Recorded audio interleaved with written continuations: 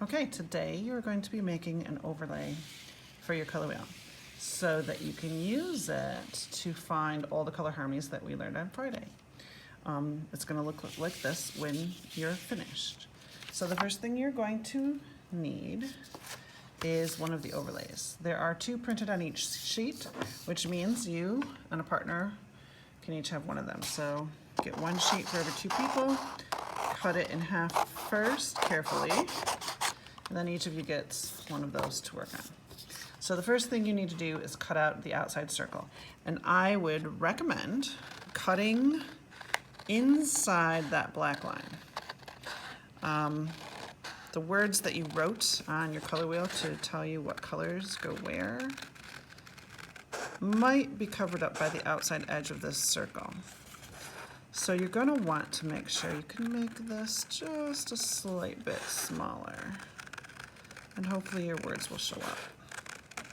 You may have to rewrite those words so that they do show up because you're going to want to see them all the way around your color wheel when you spin this overlay. So this will be step number 1. Now, once you have your circle completely cut out, you're going to need to cut out these little windows in the middle. And that's where the X-Acto knives come in. Let me tell you right now that I expect you to behave appropriately with an X-Acto knife. First rule that you need to know is you have to have one of these mats underneath where you're cutting, but these mats are not indestructible, okay? It's just a thin piece of something that is a little bit self-repairing, but as you can see, they've got lots of cuts in them, and it is possible to put the knife all the way through this. Please do not do that. I want these to stay in good condition for at least a few more years so that we can use them over and over again. They're quite expensive to be replacing. Okay, so you're gonna have your X-Acto knife, and this is what it looks like. I have put brand new blades in every single X-Acto knife, so they are very sharp, which means you need to be careful with all of your fingers. You also need to be careful when you're carrying it across the room. Let me just tell you right now, anybody who is messing around, even in a joking way, will be sent straight to the office, and using a weapon in school is a very serious offense.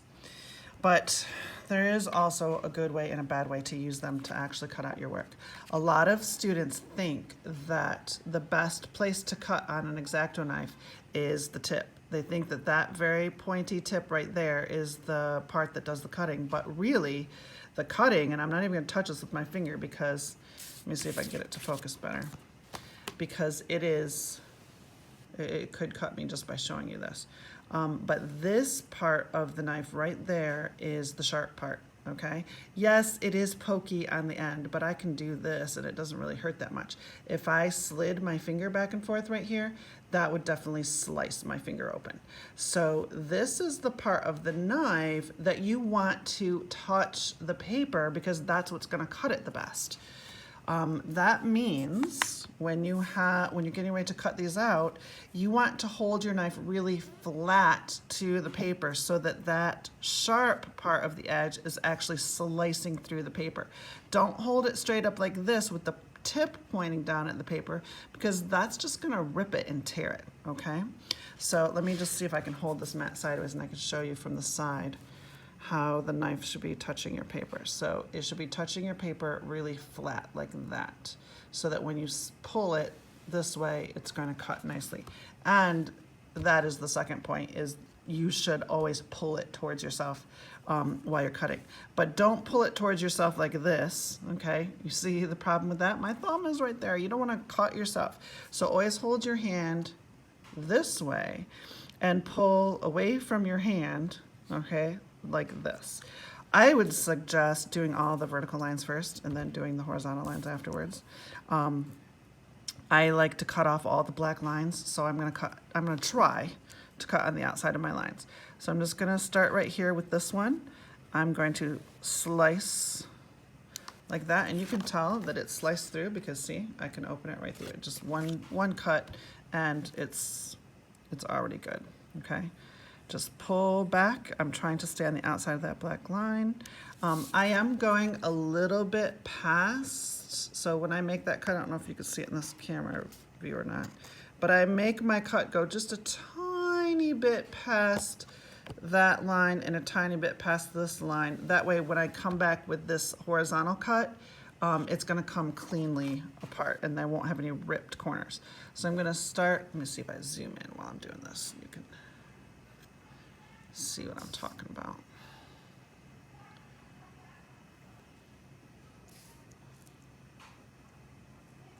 So I'm gonna take my knife and I'm gonna start right there. Let's see if I can make that hold still. I'm gonna start right there and I'm gonna follow that edge. You'd be surprised at how hard it is to follow the edge all the way down. And you can see right there, I'm starting a little bit past.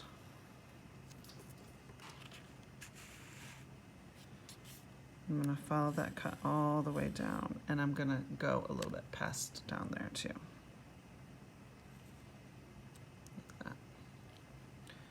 Do the next one, same thing. I'm cutting outside of my lines. You could cut on the inside of your lines. If you want a nice black outline around each of your shapes, you could cut on the inside of the lines. I don't care how you do it, as long as it looks neat and as long as you're consistent. So I'm gonna go ahead and do this all the way around all of them, okay?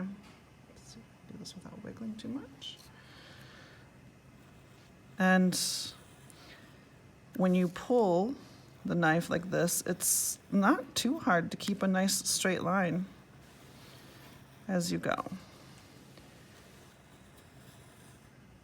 The key is keeping your blade flat to the paper or as flat as you can. It's not perfectly flat, you guys. I'm not cutting exactly like all the way flat, okay, like this. It's more like this front 1/3 of the blade.